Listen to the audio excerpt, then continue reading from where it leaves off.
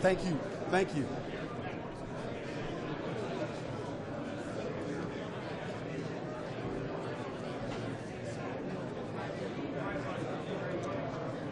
Hi, I'll go low.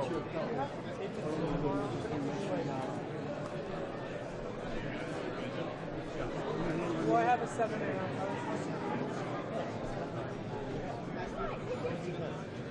Yes, thank you for having me.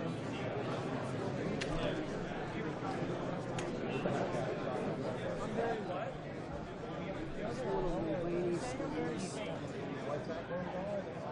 Audio or my complexion?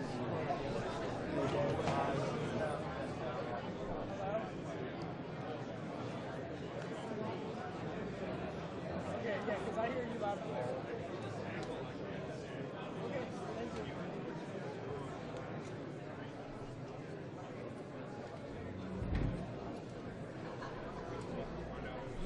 Sure. Oh, just text me, let me know. Call me. They're saying it's so certain. They're saying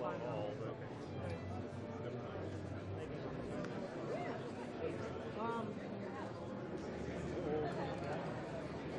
You might not talk about it. I'm just putting this on your radar. Because there's really no point for us to go tomorrow. The trial's going to end.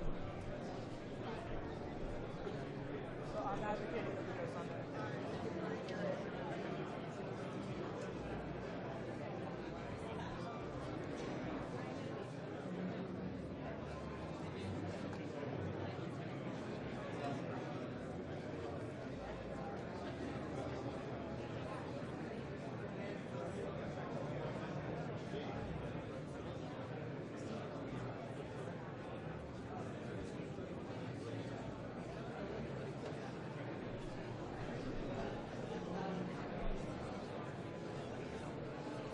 Well, it's massively important from a term of policy.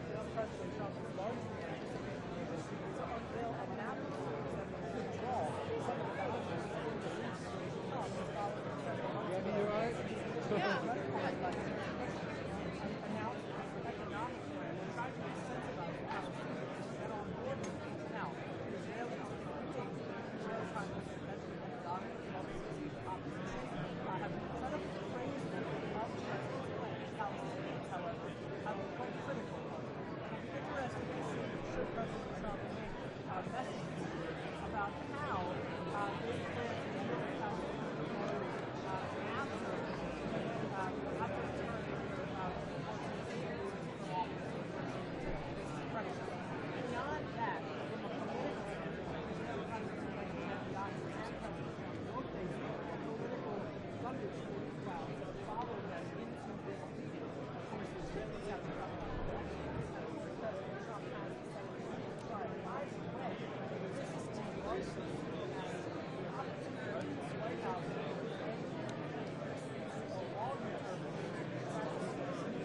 You have better eyes than I do.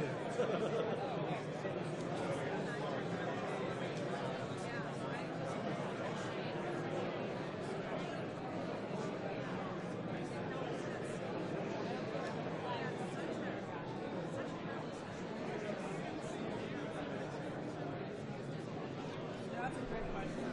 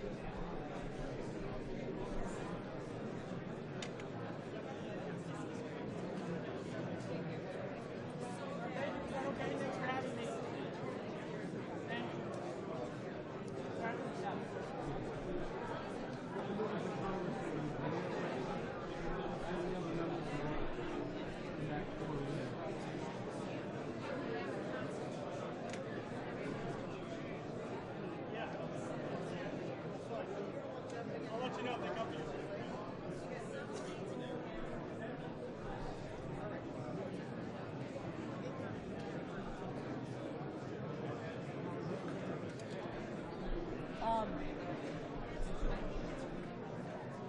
you.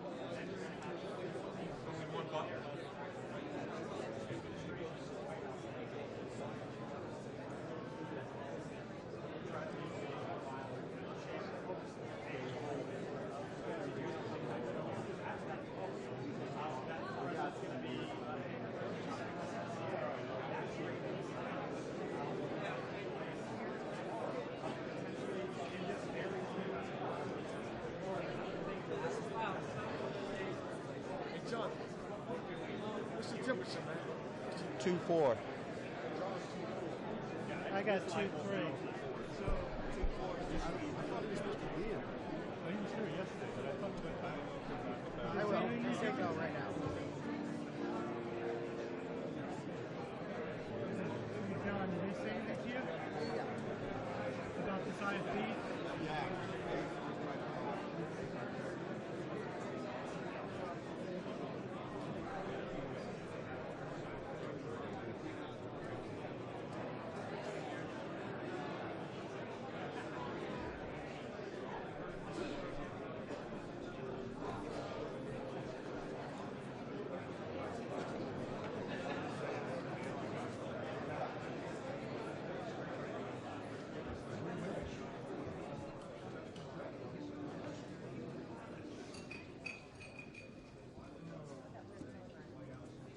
Is Stacy calling them?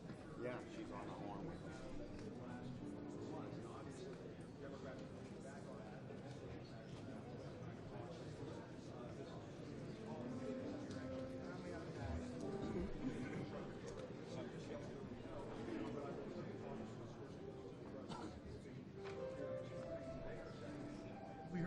We heard the interrupt, but it's still your tone. Hey, Here. Dave, you copy? Anyone New York? Hello. Okay, it's better now. Hey, Hal, you can put it back in. Okay. Got the tone out.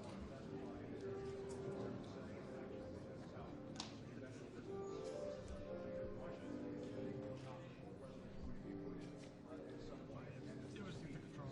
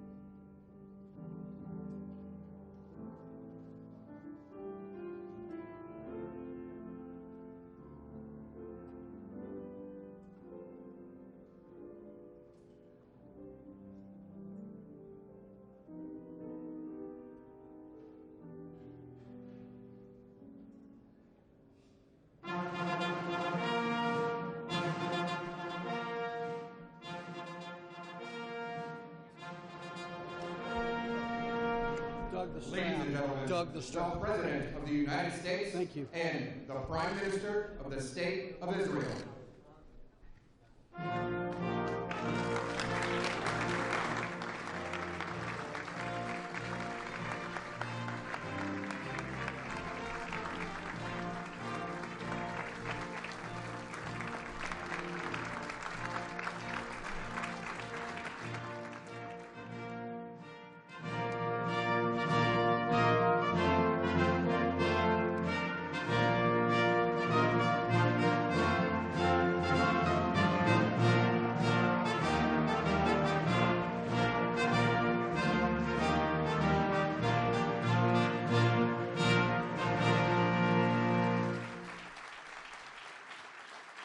Thank you.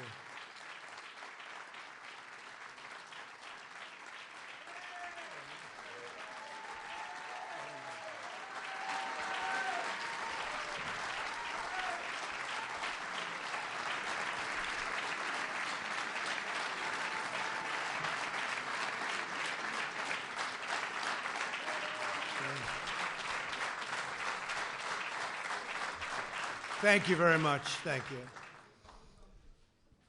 Today, Israel takes a big step towards peace.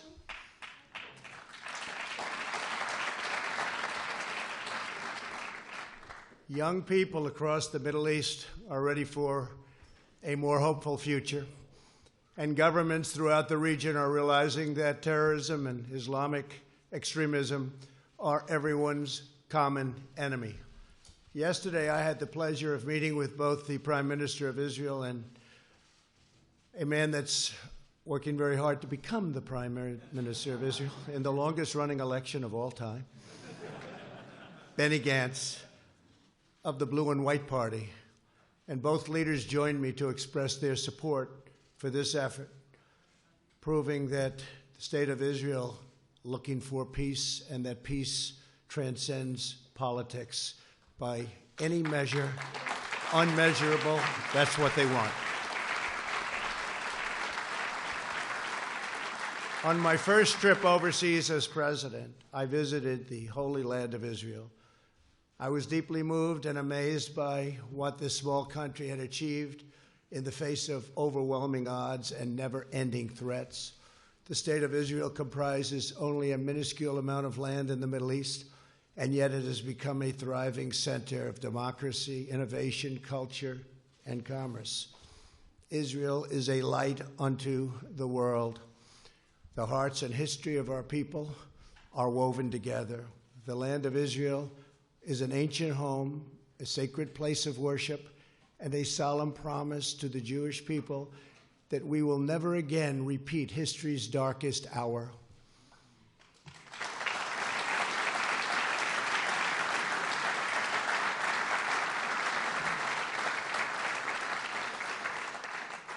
During my trip to Israel, I also met with Palestinian President Abbas in Bethlehem. I was saddened by the fate of the Palestinian people. They deserve a far better life. They deserve the chance to achieve their extraordinary potential. Palestinians have been trapped in a cycle of terrorism, poverty, and violence, exploited by those seeking to use them as pawns to advance terrorism and extremism. I returned from my visit determined to find a constructive path, and it's got to be a very powerful path forward in the Israeli-Palestinian conflict. To further this effort, I also met with President Abbas at the White House. Forging peace between Israelis and Palestinians may be the most difficult challenge of all. All prior administrations, from President Lyndon Johnson, have tried and bitterly failed. But I was not elected to do small things or shy away from big problems.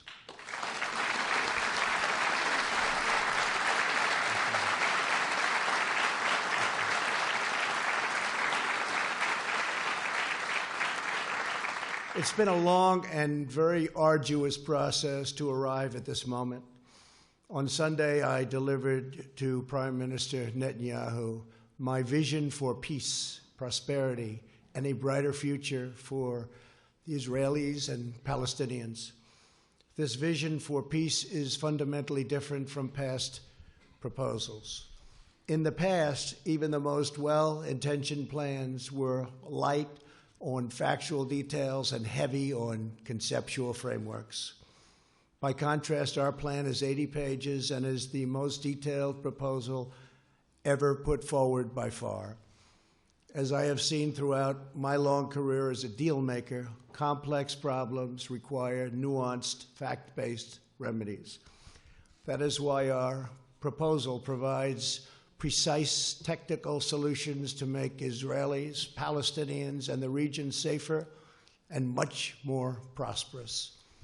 My vision presents a win-win opportunity for both sides, a realistic two-state solution that resolves the risk of Palestinian statehood to Israel's security.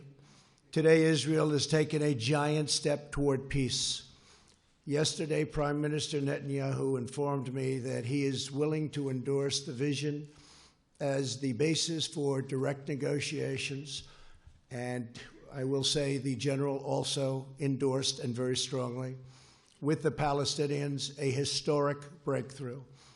And likewise, we have really a situation having to do with a race that is taking place right now. It will end, and we have the support, and it's very important to say this, of both parties and almost all people in Israel. They want peace, and they want peace badly.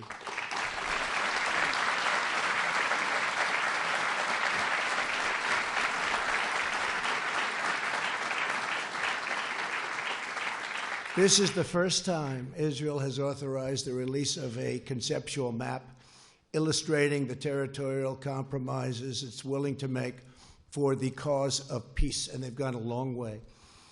This is an unprecedented and highly significant development. Mr. Prime Minister, thank you for having the courage to take this bold step forward.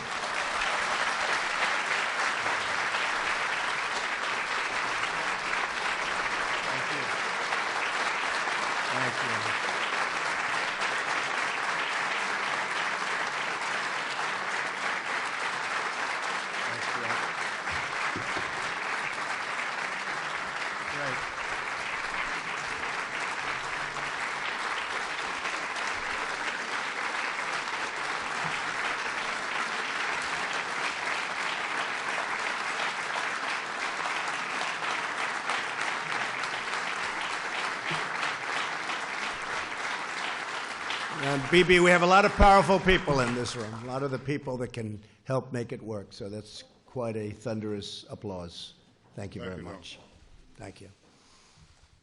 We will form a joint committee with Israel to convert the conceptual map into a more detailed and calibrated rendering so that recognition can be immediately achieved.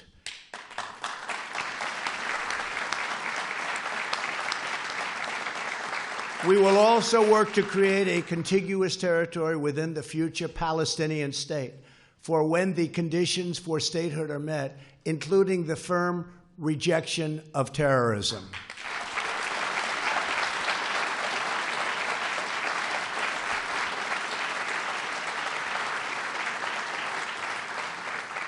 Under this vision, Jerusalem will remain Israel's undivided, very important, undivided capital.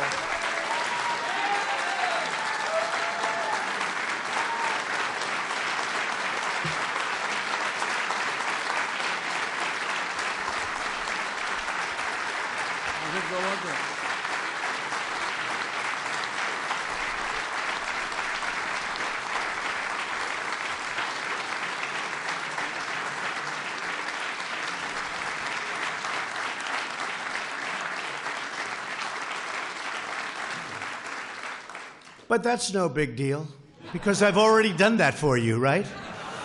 We've already done that, but that's okay. It's going to remain that way. And the United States will recognize Israeli sovereignty over the territory that my vision provides to be part of the state of Israel. Very important. And crucially, the proposed transition to a two-state solution will present no incremental security risk to the state of Israel whatsoever. We will not allow a return to the days of bloodshed, bus bombings, nightclub attacks, and relentless terror. Won't be allowed. Peace requires compromise, but we will never ask Israel to compromise its security. Can't do that.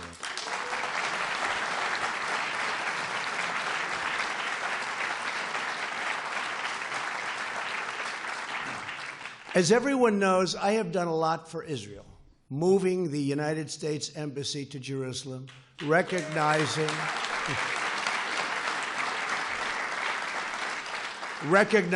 the Golan Heights,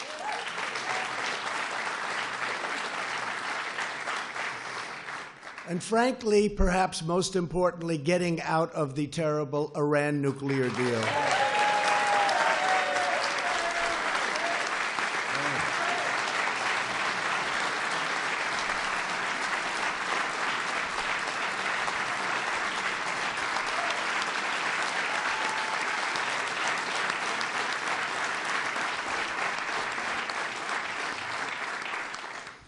There's a lot of spirit in this room. It's true. You don't see it often. You don't see it often. Therefore, it is only reasonable that I have to do a lot for the Palestinians, or it just wouldn't be fair. Now, don't clap for that, okay? But it's true. It wouldn't be fair. I want this deal to be a great deal for the Palestinians. It has to be. Today's agreement is a historic opportunity for the Palestinians to finally achieve an independent state of their very own. After 70 years of little progress, this could be the last opportunity they will ever have, and last for a lot of reasons. We'll never have a team like we have right now. We have a team of people that love the United States, and they love Israel, and they're very smart and very, very committed, from your ambassador, David Friedman,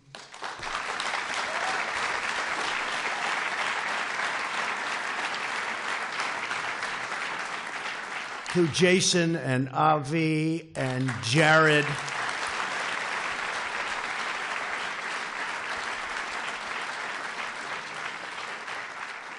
and they're all great deal makers, and they also understand the other side, and they want the other side to do well, because that's the sign of a great deal, and they understand that.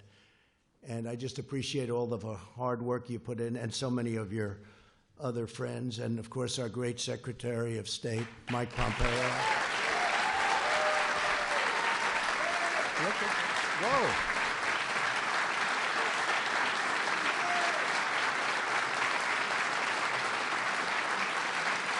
Oh, that's impressive. That was very impressive, Mike. That reporter couldn't have done too good a job on you yesterday, right? I think you did a good job on her, actually. That's good. Thank you, Mike. Great. Are you running for Senate? I guess the answer is no after that, huh? They all want him to. Kansas, great state. They want him to, but you're doing a great job. Don't move.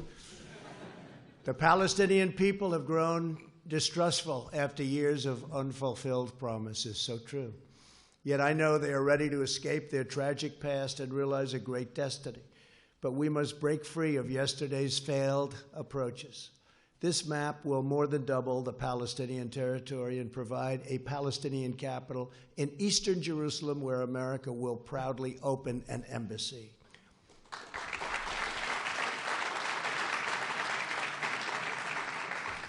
No Palestinians or Israelis will be uprooted from their homes.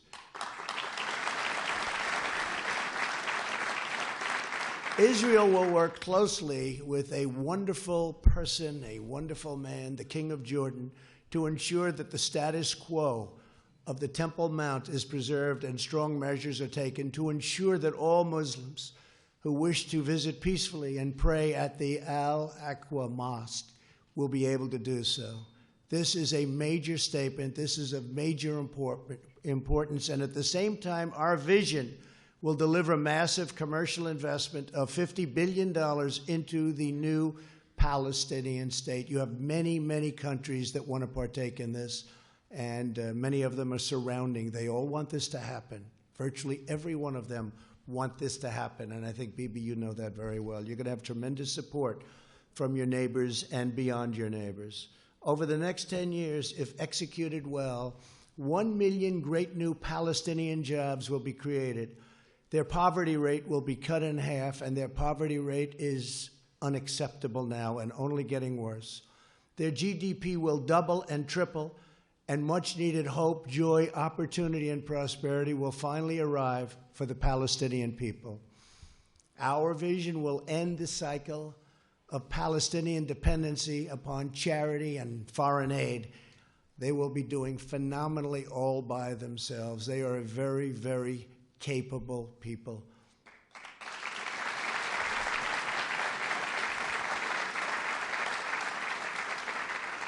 And we will help by empowering the Palestinians to thrive on their own. Palestinians will be able to seize the new future with dignity, self-sufficiency, and national pride.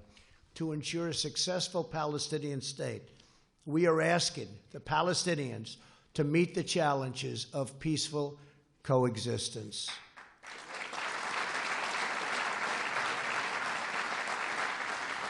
This includes adopting basic laws enshrining human rights, protecting against financial and political corruption, stopping the malign activities of Hamas, Islamic Jihad, and other enemies of peace, ending the incitement of hatred against Israel, so important, and permanently halting the financial compensation to terrorists.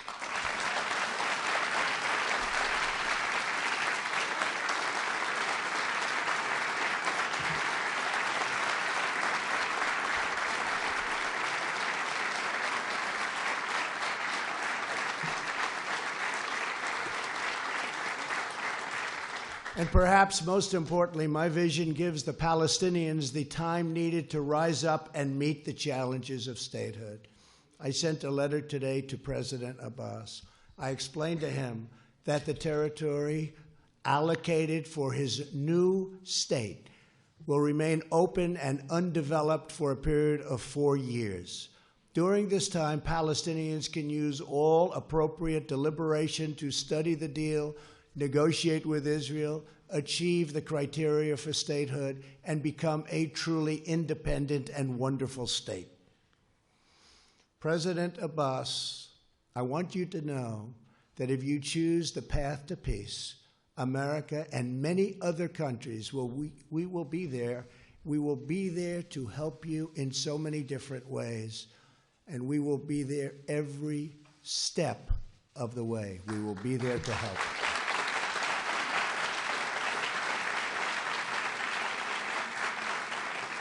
In other words, for the first time in many, many decades, I can say, it will work. It's going to work. If they do this, it will work.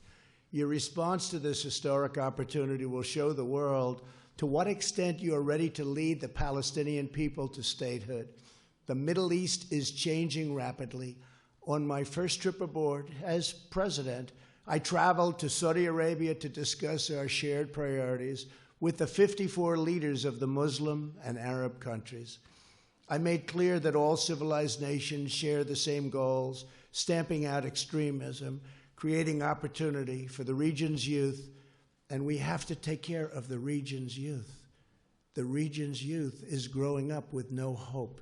We have to take care of the region's youth and existing in harmony with one's neighbors. Since that time, immense progress has been made. A growing number of nations have taken strong stands against terrorism and radicalization. You see it.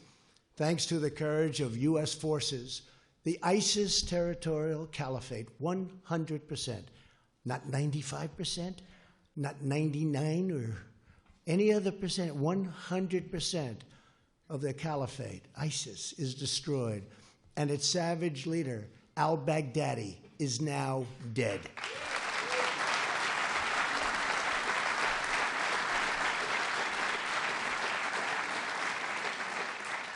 And I want to thank, we have some of our great senators and congressmen and women here, and I want to thank you all for the tremendous help.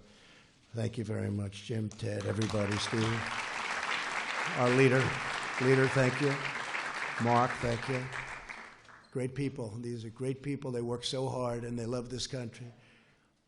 The Iranian regime is isolated and weakened greatly. We eliminated Qasem Soleimani, the world's top terrorist.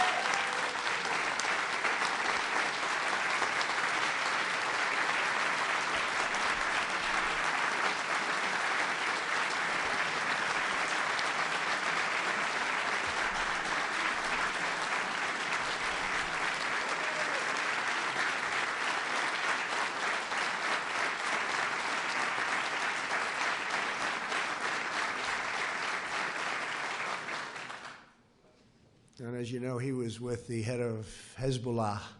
I don't think they were up to anything good. I don't think so.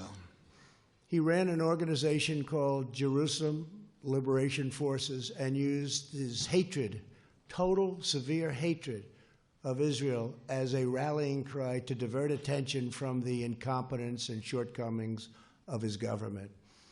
He falsely promoted the sinister notion that a free Jerusalem, we must really be at war with Israel. So to have it free, we have to be at war with Israel. And he said it very, very powerfully. In fact, it's been in this false war that Israel, really, the enemies of peace, have used it. They just used it as an excuse to divide and totally oppress the Middle East. In truth, Jerusalem is liberated.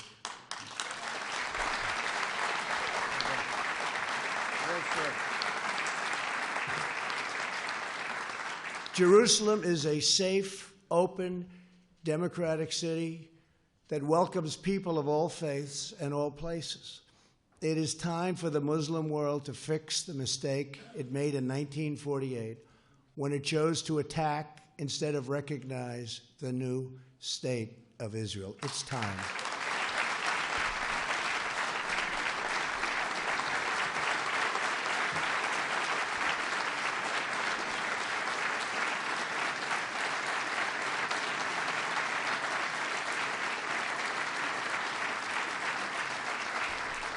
Since then, the amount of needless bloodshed and all squandered opportunities, so many squandered opportunities in the name of senseless causes, is beyond measure. The Palestinians have been the primary pawn in this regional adventurism, and it's time for this sad chapter in history to end quickly, end now. It's never too late for courageous leaders to set a new course, to pursue what is right, to change the future only for the better. America is prepared to work with all parties on our vision. So many other countries are willing, ready, and able to work with us. I've spoken to many of them. I cannot believe the amount of support this morning has. I cannot believe it. I have been called by leaders, Boris called, so many called, and they're all saying whatever we can do to help. They all want to see it happen.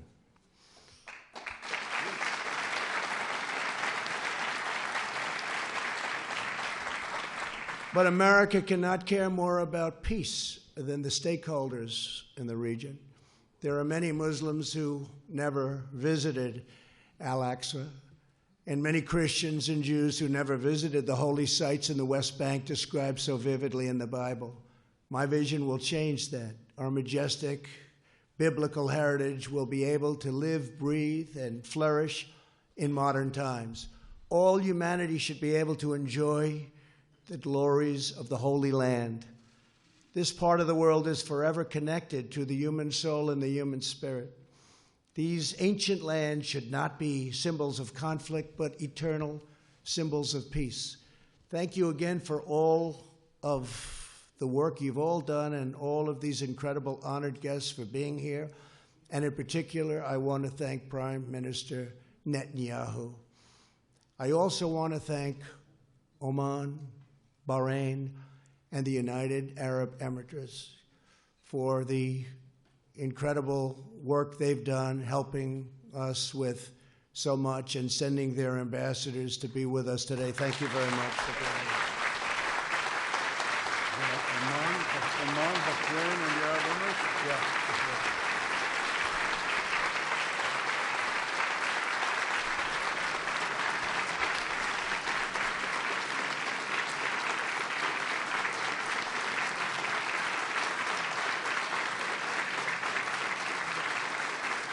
Thank you very much. Thank you very much. Please give our regards.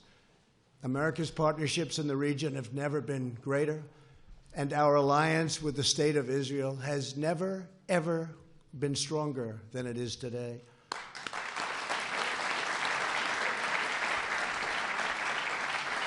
Together, we can bring about a new dawn in the Middle East. And I would now, again, just like to thank everybody, and a very special group of people, an incredible group of people. So many have been with us on this journey right from the beginning, and we're getting there. They say it's the toughest deal ever to make. In business, when I have a tough deal, people would say, this is tougher than the Israelis and the Palestinians. They used it as an excuse, meaning that was always the standard. Actually, there's nothing tougher than this one, but we have to get it done. We have an obligation to humanity to get it done.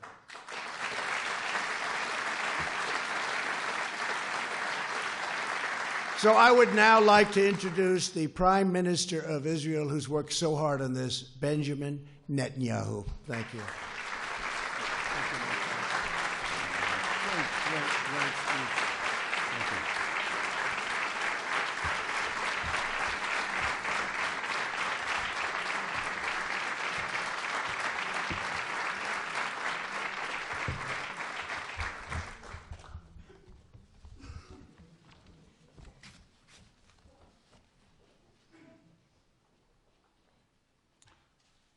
In the Middle East, we drink water before a long voyage.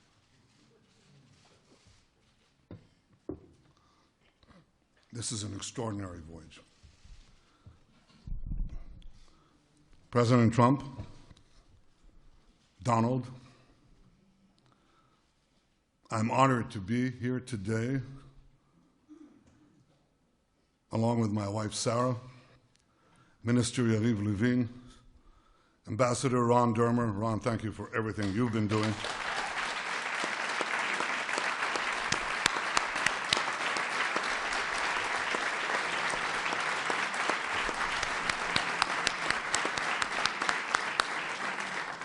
National Security Advisor Meir Ben Shabbat, thank you too, Mayor.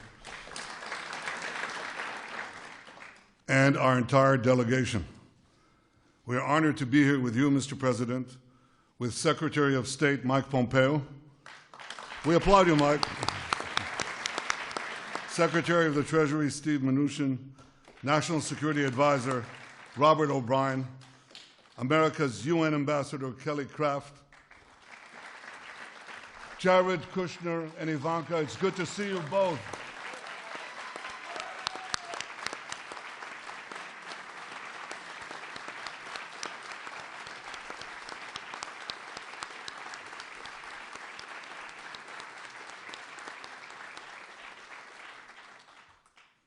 It's good to see the unfailingly energetic and optimistic Ambassador David Friedman, Jason Greenblatt,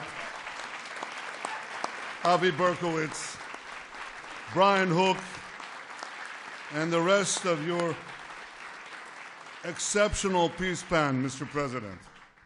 It's good to be here with the other distinguished ladies and gentlemen of your administration, with senators and members of Congress who are Israel's greatest friends on Capitol Hill. Thank you.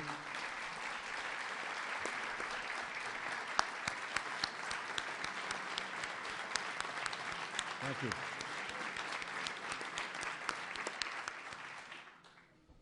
With the ambassadors of the United Arab Emirates, Bahrain, and Oman, what a pleasure to see you here, and what a sign it portends.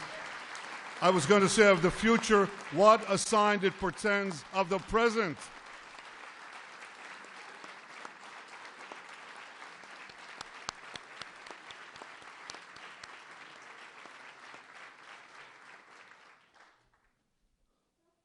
to all of you and to the many other distinguished guests who are here today, this is a historic day. And it recalls another historic day. We remember May 14th, 1948, because on that day, President Truman became the first world leader to recognize the state of Israel after our first Prime Minister, David Ben-Gurion, declared our independence. That day chartered a brilliant future. Mr. President, I believe that down the decades, and perhaps down the centuries, we will also remember January 28th, 2020, because on this day, you became the first world leader to recognize Israel's sovereignty over areas in Judea and Samaria that are vital to our security and central to our heritage.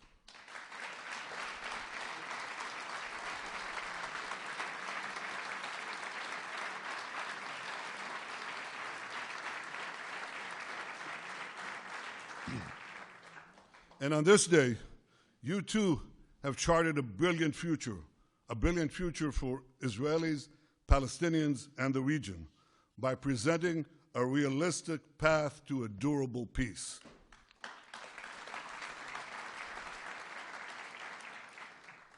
Since the moment of its birth, Israel has yearned for peace with our Palestinian neighbors and peace with the broader Arab world. For decades, that peace has proved elusive, despite so many well-intentioned plans. One after the other, they failed. Why did they fail? They failed because they did not strike the right balance between Israel's vital security and national interests and the Palestinians' aspirations for self-determination. Too many plans tried to pressure Israel to withdraw from vital territory like the Jordan Valley. But you, Mr. President, you recognized that Israel must have sovereignty in the Jordan Valley and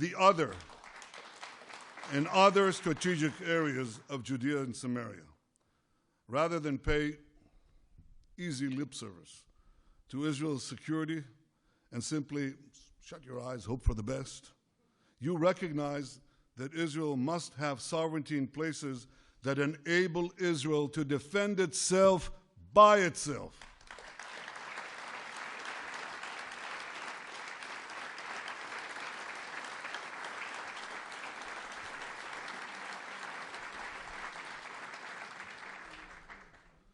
For too long, far too long, the very heart of the land of Israel, where our patriarchs prayed, our prophets preached, and our kings ruled, has been outrageously branded as illegally occupied territory.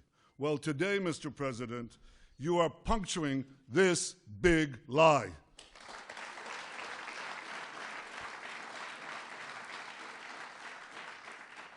You are recognizing Israel's sovereignty over all the Jewish communities in Judea and Samaria, large and small alike.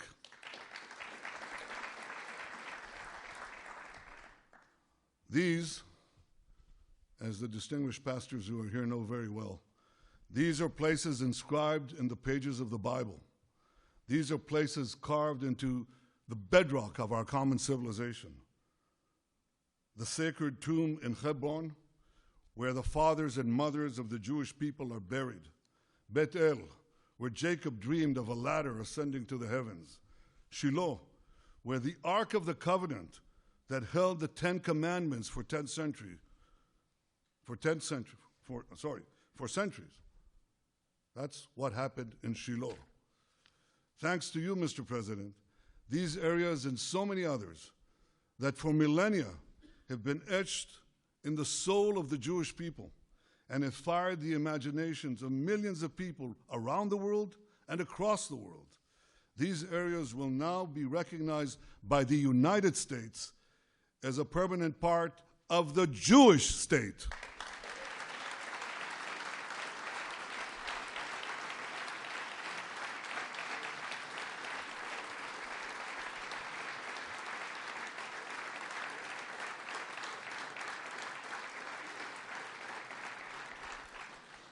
Mr. President, because of this historic recognition, and because I believe your peace plan strikes the right balance where other plans have failed, I've agreed to negotiate peace with the Palestinians on the basis of your peace plan.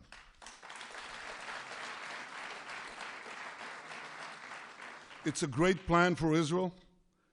It's a great plan for peace. Frankly, Mr. President, given all that you have already done for Israel, I'm not surprised.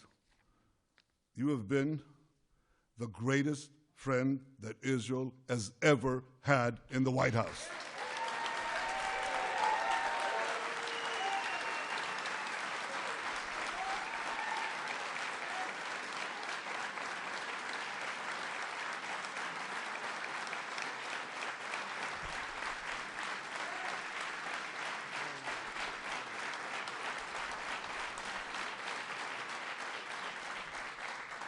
Frankly, though we've had some great, outstanding friends in these halls, it's not even close. Your historic decisions to recognize Jerusalem as Israel's capital, to recognize Israel's sovereignty over the Golan Heights, to reaffirm Israel's legal claims in Judea and Samaria, to stand up to Iran, to pull out of that dangerous Iran deal, to confront is not the word, to eliminate Qasem Soleimani, to support and encourage unbelievable cooperation between Israel and the United States in the military and strategic and intelligence fields. All this bear testament to the friendship and depth of your leadership and commitment to Israel. From our very first meeting here in the White House 3 years ago, you repeatedly made clear your commitment to help Israel achieve peace with the Palestinians and peace with the rest of the Arab world. Mr. President, I share that commitment, and I look forward to working with you to achieve a peace that will protect Israel's security, provide the Palestinians with dignity and their own national life, and improve Israel's relations with the Arab world. Your peace plan advances all these goals. First, it addresses the root cause of the conflict, by insisting that the Palestinians will finally have to recognize Israel as the Jewish state.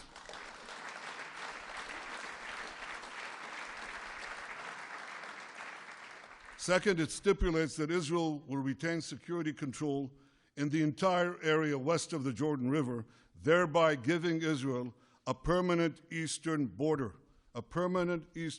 to defend ourselves across our longest border. This is something we've longed to have.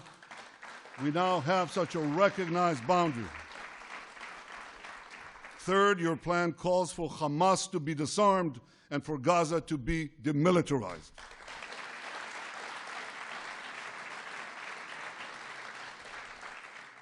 Fourth, it makes clear that the Palestinian refugee problem must be solved outside the state of Israel.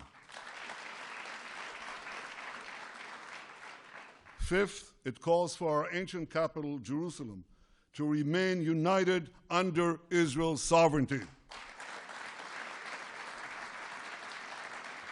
It, of course, ensures that religious sites remain accessible to all faiths, and it maintains the status quo on the Temple Mount. Sixth, your plan does not uproot anyone from their homes, Israelis and Palestinians alike. Instead, it proposes innovative solutions whereby Israelis will be connected to Israel and whereby Palestinians will also be connected to one another. That helps if you have these real estate people, you know. They can come up with things normal human beings don't think about, and they have. Mr. President, Israel wants the Palestinians to have a better life. We want them to have a future of national dignity, prosperity, and hope. Your peace plan offers the Palestinians such a future. Your peace plan offers the Palestinians a pathway to a future state. I know that it may take them a very long time to reach the end of that path. It may even take them a very long time to get to the beginning of that path.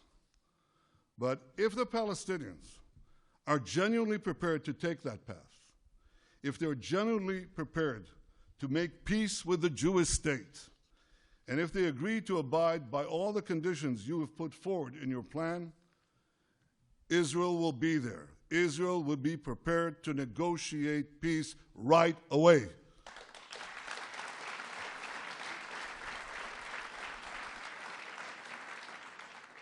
Regardless of the Palestinian decision, Israel will preserve the path of peace in the coming years. For at least 4 years, Israel will maintain the status quo in areas that your plan does not designate as being part of Israel in the future. At the same time, Israel will apply its laws to the Jordan Valley, to all the Jewish communities in Judea and Samaria, and to other areas that your plan designates as part of Israel, and which the United States has agreed to recognize as part of Israel.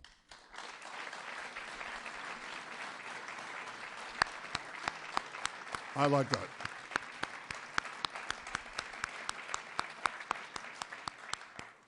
This decision will protect Israel's security, ensure Israel's national interests, and leave open the possibility of a political settlement with the Palestinians in the coming years.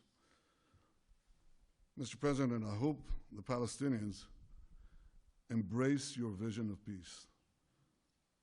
Embrace the plan that you and your team and us worked so hard to achieve.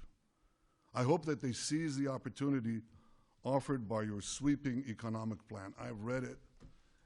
It takes enormous talent to reject $50 billion worth of investment. I know what that does to an economy. I know what it will do to Palestinian lives. I know what it will do to the youth of the region. I hope that the Palestinians embrace this and build with Israel a future of prosperity and peace. I also hope that our other Arab neighbors embrace your vision and forge a path of reconciliation with Israel that can create for all of us a brilliant future. Mr. President, I want to congratulate your fantastic team, there's no other word, your fantastic peace team for all their work. Jason Greenblatt,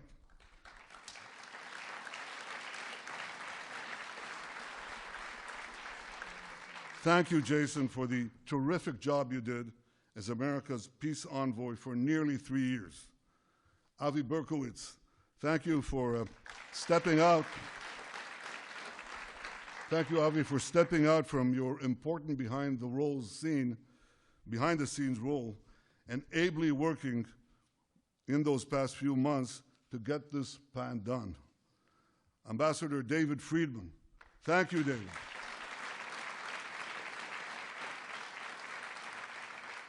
Thank you for your essential contribution to this effort and for the terrific job you do every day to strengthen the great alliance between Israel and America.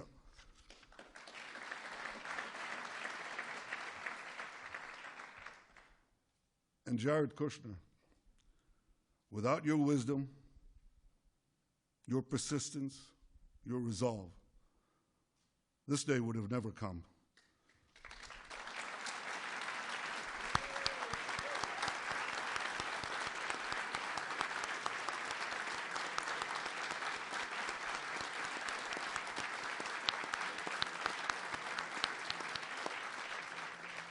I know how much the Jewish future means to you and to your family. Well, Jared, today you have helped secure that future. The Jewish state owes you, and it owes President Trump, an eternal debt of gratitude.